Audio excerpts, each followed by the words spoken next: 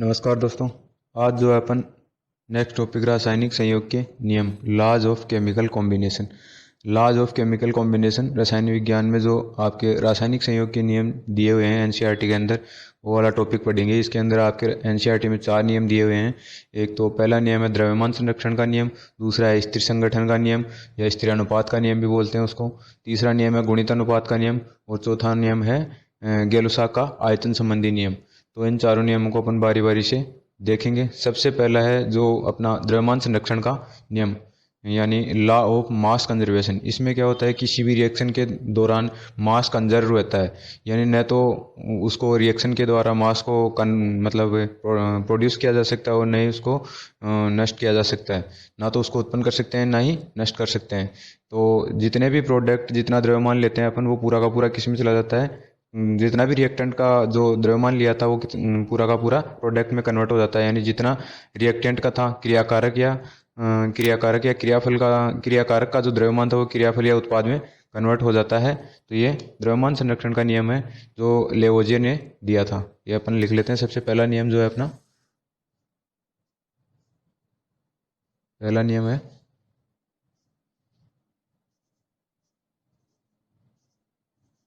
द्रव्यमान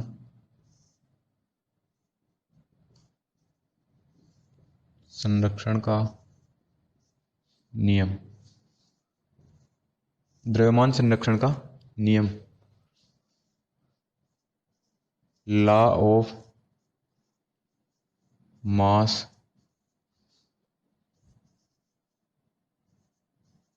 conservation, law of mass conservation, law of mass conservation, द्रव्यमान संरक्षण का नियम पहला नियम है। तो इसके अंदर पॉइंट वाइज लिख लेते हैं अपन। सबसे पहला पॉइंट किसने दिया था, ये सन 1789 में लेवोजियर नामक वैज्ञानिक ने दिया था। किसने? लेवोजियर ने। लेवोजियर ने दिया, लेवोजियर ने दिया। उसके बाद में इस नियम के अनुसार,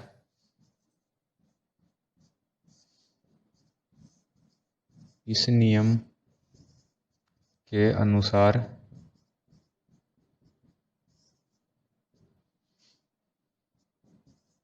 किसी रासायनिक अभिक्रिया में,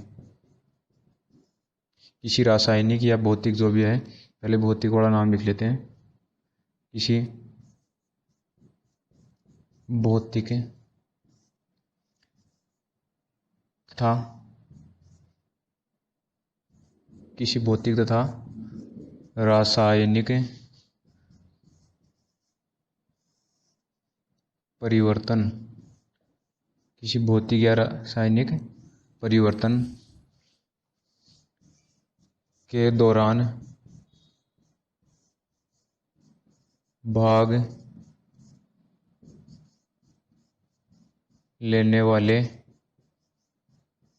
भाग लेने वाले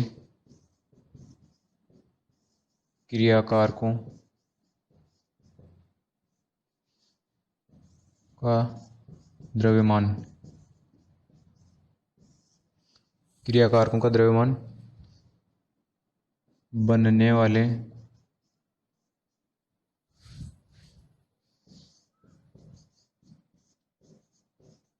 वाले उत्पादों के बराबर होता है। तो लॉ ऑफ मास कंजर्वेशन, द्रव्यमान संरक्षण का जो नियम है अपना, वो क्या कहता है कि इस नियम के अनुसार भौतिक एवं रासायनिक परिवर्तन, चाहे भौतिक परिवर्तन हो रहा हो चाहे रासायनिक परिवर्तन हो रहा हो, उसके दौरान भाग लेने वाले जो क्रियाकारक हैं, तो उनका द्रव्यमान किसके बराबर होता है? बनने वाले उत्पादों के बराबर होता है। इसको शॉर्ट में लिखे तो ऐसे लिख सकते हैं अपन, किसी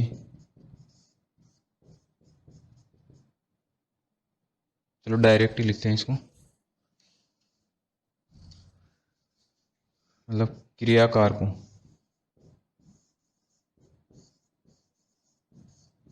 क्रियाकारकों का द्रव्यमान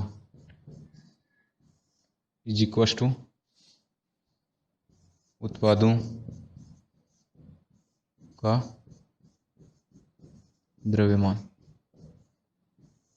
यानी किसी भी रासायनिक परिवर्तन या भौतिक परिवर्तन में क्रियाकारकों का जितना द्रव्यमान होता है, तो वो मिलकर जब प्रोडक्ट बनाते हैं तो उतना ही द्रव्यमान किसका होता है, उत्पादों का होता है। इसे क्या कहते हैं, द्रव्यमान संरक्षण का नियम। 1789 में लेवोजियर द्वारा दिया गया था। इसका एक पॉइंट और है, वो भी लिख लेते हैं। अतः भौतिक व रासायनिक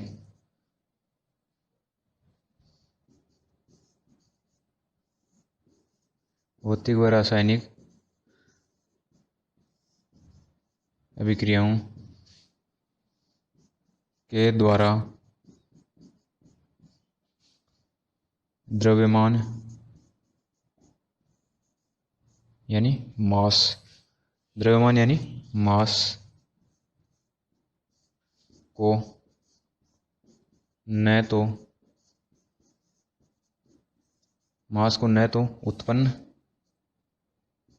उत्पन्न किया जा सकता है,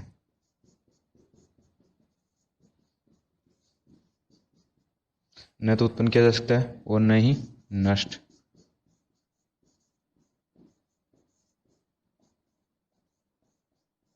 न ही नष्ट।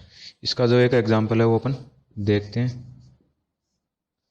नेक्स्ट पेज पे देखते हैं इसका जो एग्जाम्पल है वो अपन। यहाँ तक आप उतारो इसको।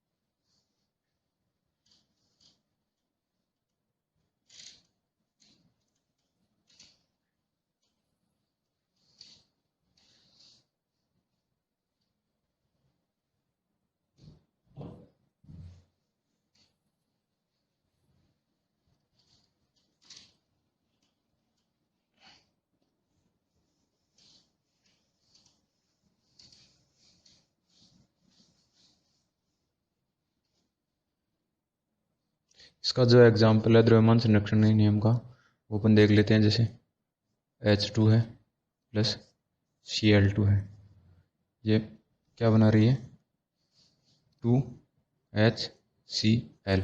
यानी इनका जितना मास है मिला करके उतना ही इस प्रोडक्ट का मास होना चाहिए। तो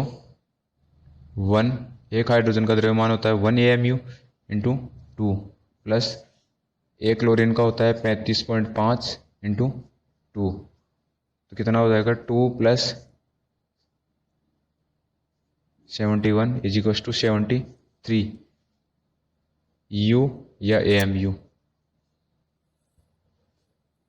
और इसका 2 हाइड्रोजन का कितना होता है, 2 इंटू कोष्टक में ले लेते हैं इनको, 1 प्लस 35.5 क्लोरीन का होता है, कितना हो जाएगा 2 इंटू 36.5, तो ये कितना हो जाएगा 73 AMU।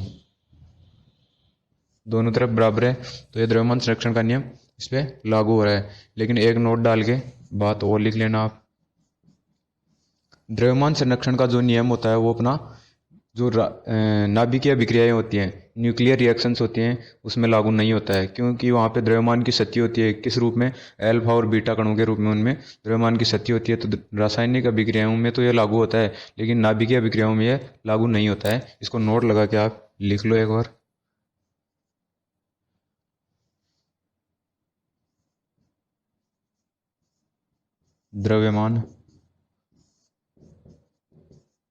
द्रव्यमान संरक्षण का नियम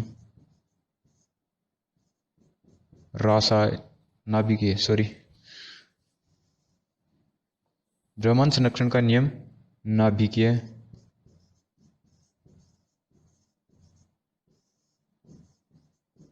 अभिक्रियाओं, द्रव्यमान संरक्षण का नियम नाभिकीय अभिक्रियाओं में लागू नहीं होता है,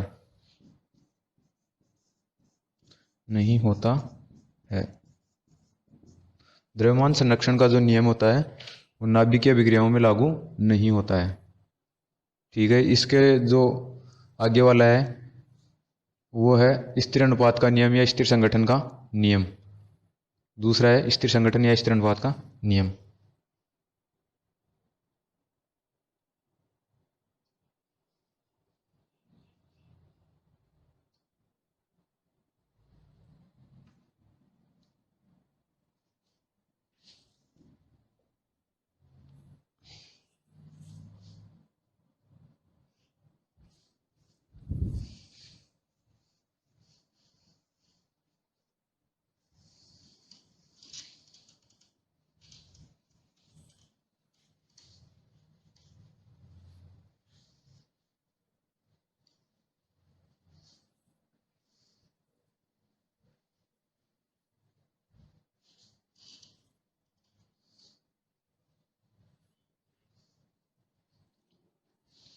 दूसरा जो है अपना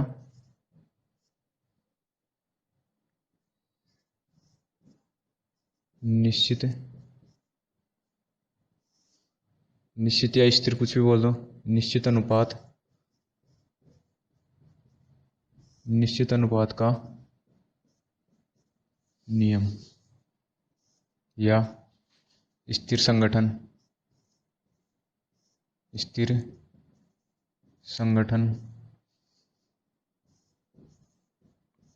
का नियम। स्थिर संगठन का नियम, निश्चित अनुपात का नियम या स्थिर संगठन का नियम दूसरा है।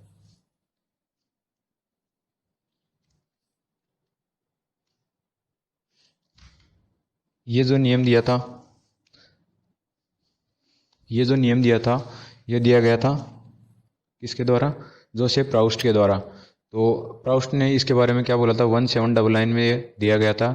इस नियम के अनुसार जोसेफ प्राउस्ट ने बताया कि यदि अपन कोई भी शुद्ध पदार्थ या शुद्ध यौगिक लेते हैं तो उसके अंदर जो तत्व पाए जाते हैं उनके द्रव्यमानों का अनुपात सदैव निश्चित होता है, चाहे वो किसी भी स्रोत से प्राप्त कर लिए गए हों।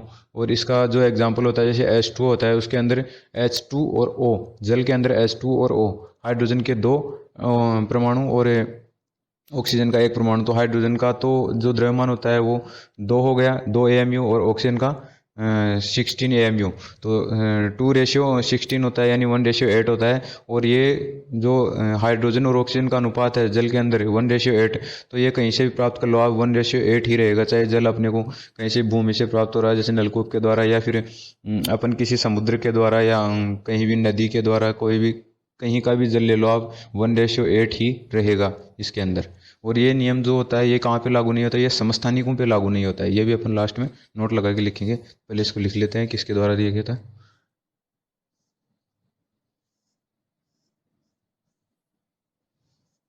सन 1799 में जोसेफ प्राउस्ट के द्वारा।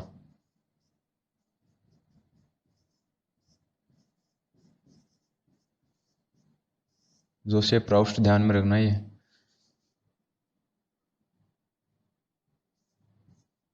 प्राउस्ट द्वारा दिया गया, जोसेफ प्राउस्ट द्वारा दिया गया। अब इस नियम में क्या बोला गया था वो लिख लेते हैं अपन। इसके अनुसार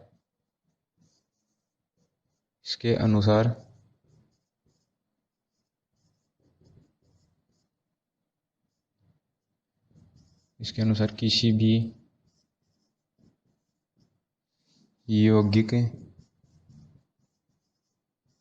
यौगिक के शुद्ध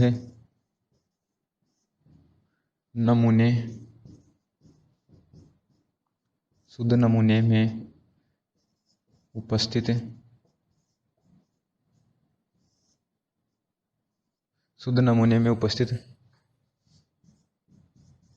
तत्वों के द्रव्यमानों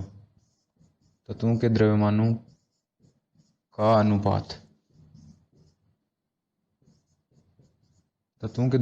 अनुपात सदैव स्थिर रहता है। क्या रहता है? कांस्टेंट रहता है, चाहे वे चाहे वे किसी भी स्रोत से प्राप्त किए गए हों। चाहे वे किसी भी स्रोत से प्राप्त किए गए हों। तो एग्जाम्पल लेके देख लेते हैं अपन। जैसे H2O है, इसके अंदर हाइड्रोजन का जो हाइड्रोजन का जो अपने पास मास रहेगा वो 1 × 2 यानी 2, और इसका इतना रहेगा 16। एक हाइड्रोजन का होता है, एक AMU, यहाँ पे हाइड्रोजन है 2, तो कितना हो जाएगा 2, और अकेले ऑक्सीजन का होता है 16। तो यहाँ पे 1:8। इनमें जो तत्व पाए जाते हैं H2O में, उनके मतलब द्रव्यमानों का अनुपात 2:16 और 1:8, सरल अनुपात 1:8 हो जाएगा। अतः इसके सामने लिखें, अगर जैसे इस जल के बारे में लिखें, अतः H2O चाहे किसी भी स्रोत, H2O चाहे किसी भी स्रोत यानी नलकूप, समुद्र, नदी, किसी भी स्रोत यानी नलकूप, समुद्र, नदी, कहीं से भी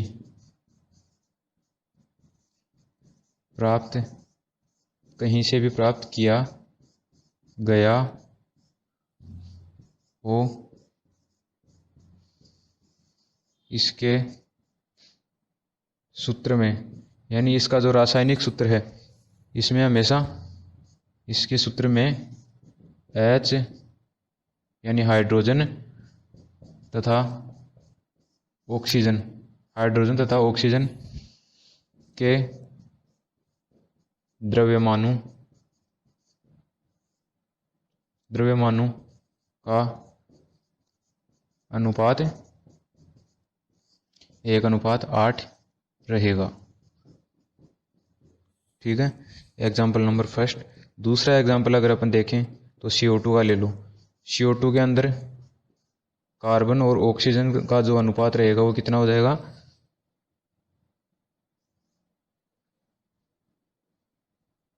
कार्बन और ऑक्सीजन का जो अनुपात है, कार्बन का कितना होता है 6:12, यानी इसका जो द्रव्यमान होता है वो 12 AMU के लगभग होता है, यानी 12 AMU ही मानो आप। तो रेशियो, यहाँ पे भी रेशियो है,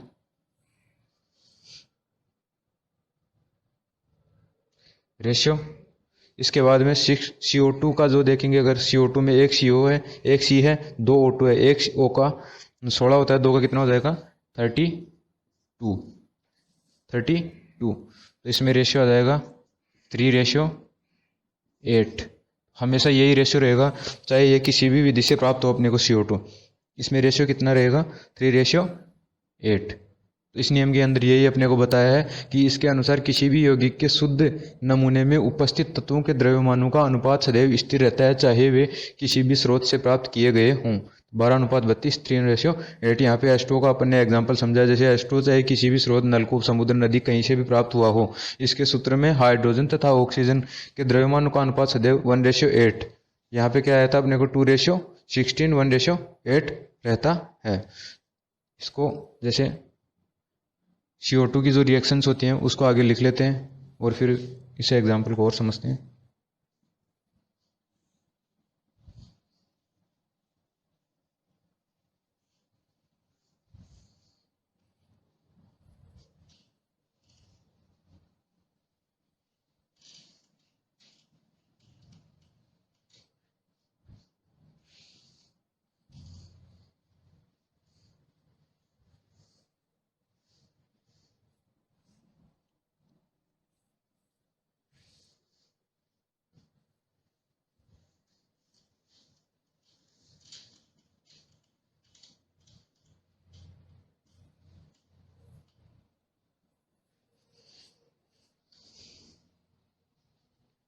अब जैसे CO2 वाला अपना एग्जाम्पल चल रहा था, CO2 में तत्वों के द्रव्यमानों का अनुपात यानी कार्बन रेशियो ऑक्सीजन आ जाएगा, तो यहाँ पे 12:16 16 आ जाएगा, क्योंकि कार्बन एक है, अकेले कार्बन का 12, और 16 नहीं 32 आएगा यहाँ पे, क्योंकि अकेली ऑक्सीजन का 16 होता है, तो 2 का कितना हो जाएगा 32।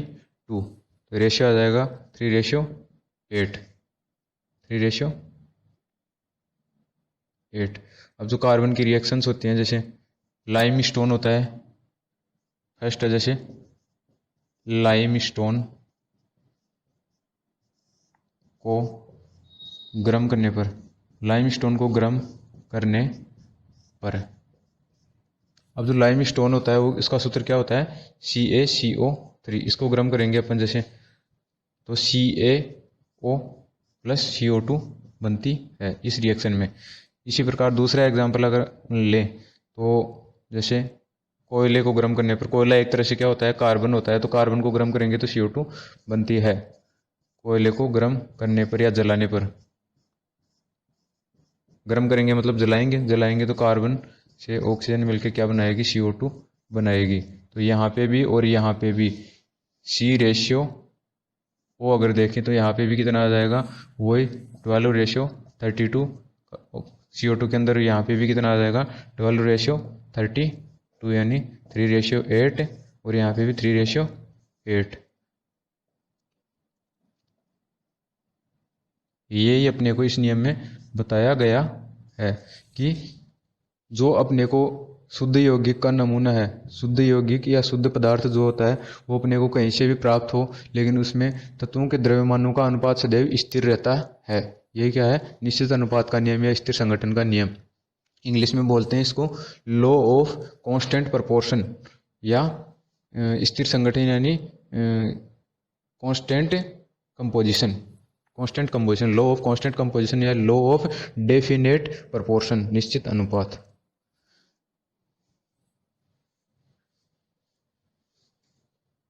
तीसरा जो नियम है अपना वो गुणित अनुपात का नियम।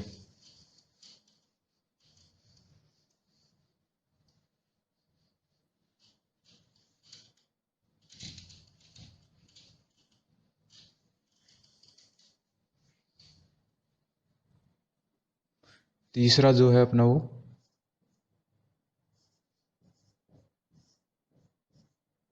गुणित अनुपात का नियम।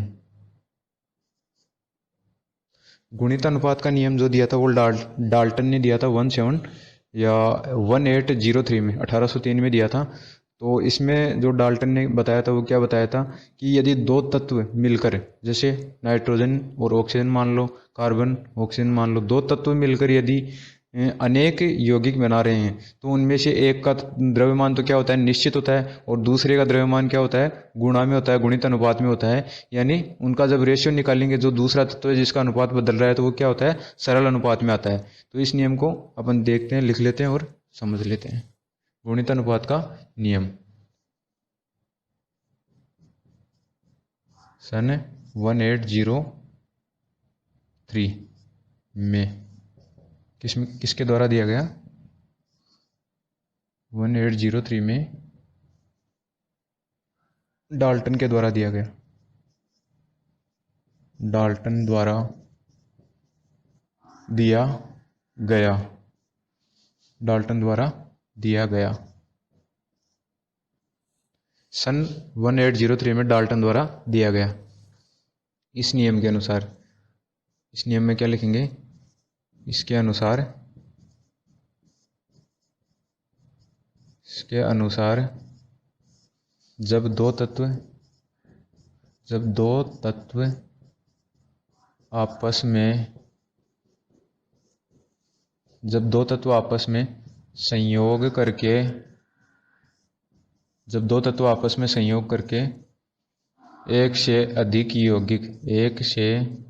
जब दो तत्व आपस में संयोग करके, एक से अधिक यौगिक बनाते हैं, एक से अधिक यौगिक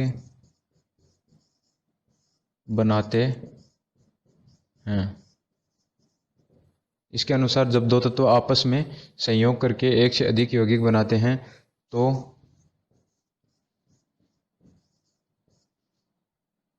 उनमें से एक तत्व दूसरे तत्व के निश्चित द्रव्यमानों के साथ संयोग करता है, तो उनमें से एक तत्व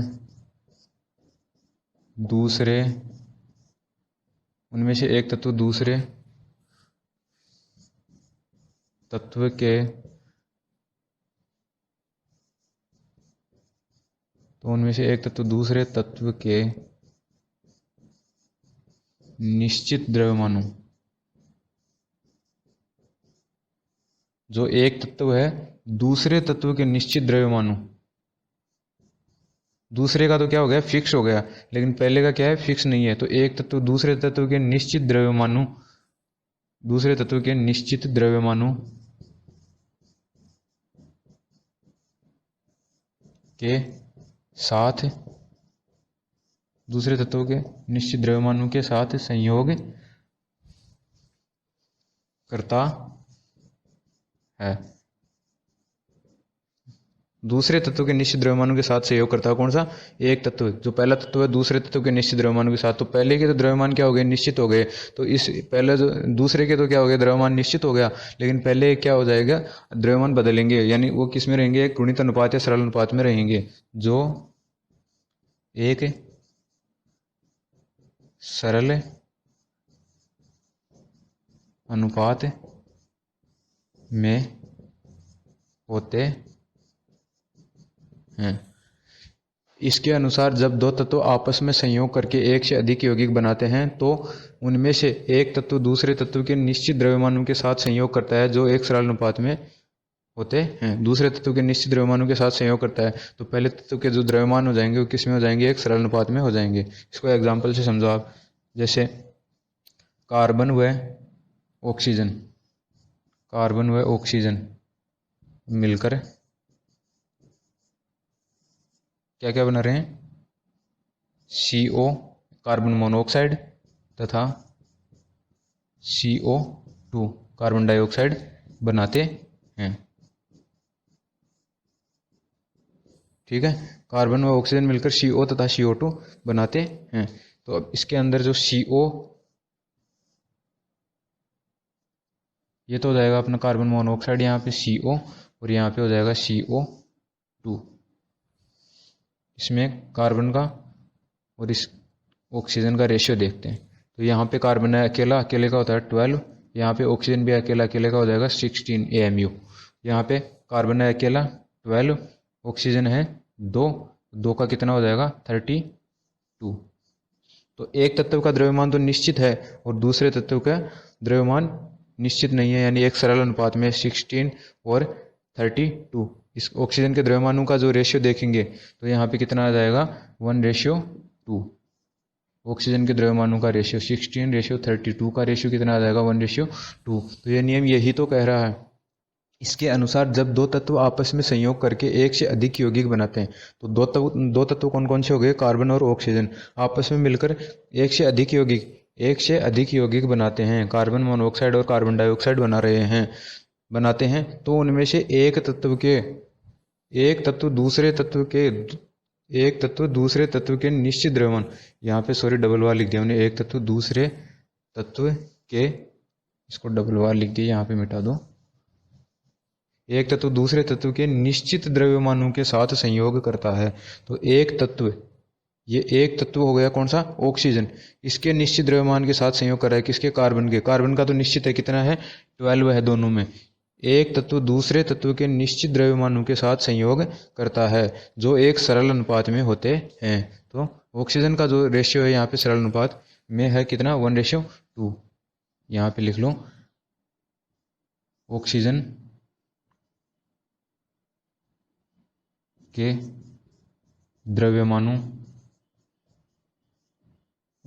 द्रव्यमानों का सरल अनुपात, ऑक्सीजन के द्रव्यमानों का सरल अनुपात। ठीक है, जो पिछला नियम रह गया था, पिछला नियम जो था अपना स्थिर संगठन या स्थिर अनुपात का नियम, इसमें अपन ने एक बात नहीं लिखी थी कि वो समस्थानिकों पे लागू नहीं होता है। तो वो आप लिख लेना कि स्थिर संगठन या निश्चित संगठन, निश्चित अनुपात, स्थिर अनुपात का नियम जो होता है वो समस्थानिकों पे लागू नहीं होता है। अब जो अपना चौथा नियम है वो है गेलुसा का आयतन संबंधी नियम। तो गेलुसाक द्वारा दिया गया था 1808, ऐसे कुछ 1808 में ही दिया गया था। हाँ, 1808 में ही दिया गया था गेलुसाक के द्वारा। तो उसमें गेलुसाक ने जो गैसों का आयतन था, निश्चित आयतन था, सरल अनुपात में आयतन था, तो वो गैसें आपस में रिएक्शन करके जो प्रोडक्ट बना रही थी वो भी एक सरल अनुपात में ही था। तो ये जो नियम दिया गया था वो इस संबंध में दिया गया था कि समान ताप व दाब पर जब दो गैसें आपस में संयोग करके क्या बनाते हैं, प्रोडक्ट बनाते हैं, तो उन गैसों का जो अनुपात होता है, उनके आयतनों का अनुपात होता है, वो एक सरल अनुपात होता है। और यदि प्रोडक्ट के रूप में गैस बन रही है तो उसका आयतन भी सरल अनुपात में होता है उनके साथ। तो ये भी अपन देख लेते हैं और उसको भी एग्जाम्पल के द्वारा समझ लेते हैं।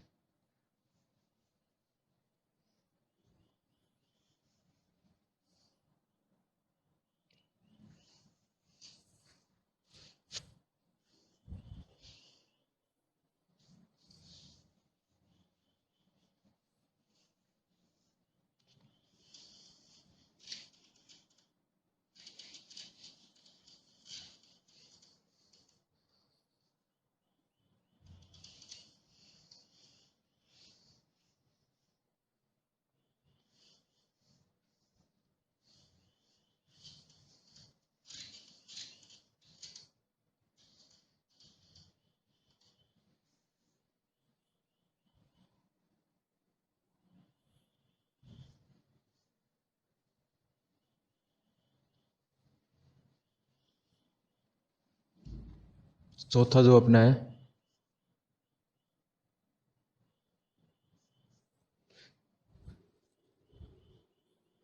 गेलुसाक का आयतन संबंधी नियम। गेलुसाक का आयतन संबंधी नियम।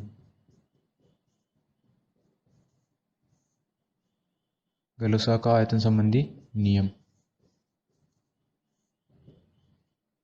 किसके द्वारा दिया गया? गेलुसाक द्वारा दिया गया। गेलुसाक का आयतन संबंधी नियम 1808 में गेलुसाक द्वारा 1808 में गेलुसाक द्वारा दिया गया। 1808 में गेलुसाक द्वारा दिया गया गेलुसाक का आयतन संबंधी नियम।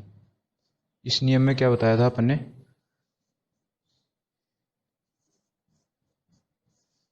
इसके अनुसार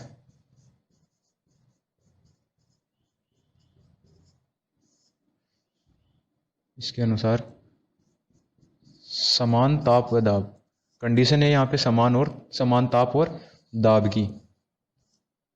समान ताप व दाब पर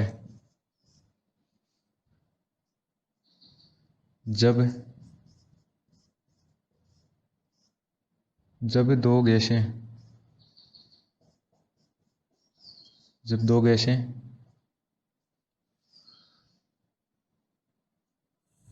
इसके अनुसार समान ताप व दाब पर समान ताप व दाब पर जब दो गैसें आपस में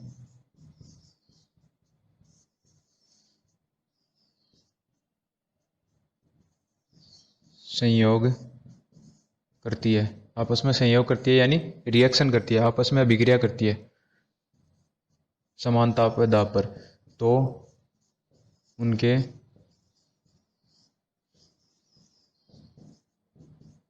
आयतनों का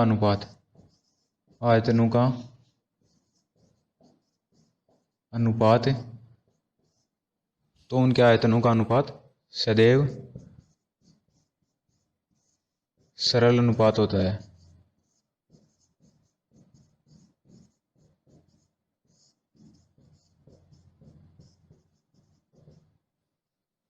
और यदि बनने वाला प्रोडक्ट भी, जब दो गैसें आपस में रिएक्शन करके जब प्रोडक्ट बना रही हैं, तो वो प्रोडक्ट ज़रूरी नहीं है कि वो गैस ही हो। जैसे H2 और O2 आपस में रिएक्शन करके H2O बना रही है, तो वहाँ पे ये नियम अपने को क्या वहाँ पे भी लागू होगा, लेकिन वहाँ पे अपन ये नहीं लिखेंगे कि यदि बनने वाला प्रोडक्ट गैस हो तो उसके लिए भी आयतन का अनुपात क्या हो जाएगा, उनके साथ सरल अनुपात हो जाएगा। लेकिन ये यहाँ तक सही है। इसके अनुसार समान ताप व दाब पर जब दो गैसें आपस में सहयोग करती है तो उनके आयतनों का अनुपात सदैव सरल अनुपात होता है। एग्जाम्पल देखो, H2 प्लस Cl2 बन रहा है क्या, 2HCl। 2HCl। तो यहाँ पे एक आयतन है H2 का, एक आयतन 1 वॉल्यूम, इसका भी एक आयतन, तो बन रहा है कितना, 2 आयतन HCl गैस। ये भी गैस हो गई, यहाँ पे ये भी गैस हो गई, ये भी गैस हो गई गैस। ये स्टेट लिखी हुई है यहाँ पे कि गैसीय अवस्था में है। तो इनके जो रेशियो हो गया वो कितना हो गया, 1:1:2, 1:1:2।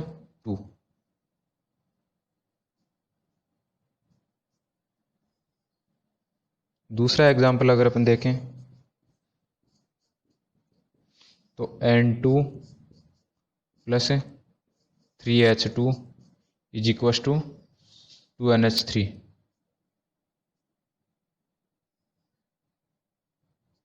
2NH3। तो यहाँ पे एक आयतन किसका, N2 का, 3 आयतन H2 का, 2 आयतन किसके बन रहे हैं, NH3 के, 2 आयतन NH3 के। एक आयतन N2 का संयोग करेगा, 3 आयतन H2 के संयोग करेंगे, 2 आयतन किसके बन रहे हैं, NH3 के बन रहे हैं। तो यहाँ पे जो रिएक्शन करने वाली गैसें हैं जैसे N2 रेशियो H2 रेशियो 1:3 में, लेकिन प्रोडक्ट भी अगर गैस ही बन रहा है तो उसका आयतन भी अपन, उसका रेशियो भी अपन लिख सकते हैं। जैसे NH3 के कितने बन रहे हैं, 2 आयतन बन रहे हैं, तो रेशियो 2। ठीक है। यहाँ पे भी अगर H2Cl2 और 2HCl, तो H2 ratio Cl2 ratio HCl। तो अगर अपने को शुरू में ही गैसें दी हुई हैं यानी रिएक्टेंट गैस हैं तो अपन यहीं तक लिखेंगे 1:1। लेकिन प्रोडक्ट भी अगर गैस बन रहा है तो उसका रेशियो भी अपन यहाँ पे लिख देंगे 2। ये प्रोडक्ट का भी रेशियो आ गया यहाँ पे 2। तो एक आयतन H2 का, दूसरा आयतन भी एक ही आयतन Cl2 का, तो 2 आयतन कितने बनेंगे, 2 आयतन किसके बनेंगे, HCl के बनेंगे। तो ये रेशियो आ जाएगा। तो ये नियम गैलुसाग का आयतन संबंधी नियम 1808 में गैलुसाग ने दिया था। इसके अनुसार समान ताप व दाब पर जब दो गैसें आपस में संयोग करती है तो उनके आयतनों का अनुपात सदैव सरल अनुपात होता है। यानी समान ताप व दाब पर, कंडीशन क्या है यहाँ पे, ताप व दाब समान होना चाहिए रिएक्शन में, इसके लिए भी और इसके लिए भी ताप व दाब समान होना चाहिए। जब दो गैसें आपस में संयोग करेंगी तो उनके आयतनों का अनुपात क्या हो जाएगा, सरल अनुपात ही है। ये सरल अनुपात है, 1:1, 1:3, ये सरल अनुपात ही तो है। चलो ठीक है। रासायनिक संयोग का जो नियम, रासायनिक संयोग के नियम, लॉ ऑफ केमिकल कॉम्बिनेशन का जो अपना टॉपिक था वो कंप्लीट हुआ। आज के लिए इतना ही। कोई भी अगर प्रॉब्लम हो टॉपिक में कहीं भी किसी भी चीज़ में तो आप कमेंट करके एक बार ज़रूर पूछना। आज के लिए इतना ही दोस्तों।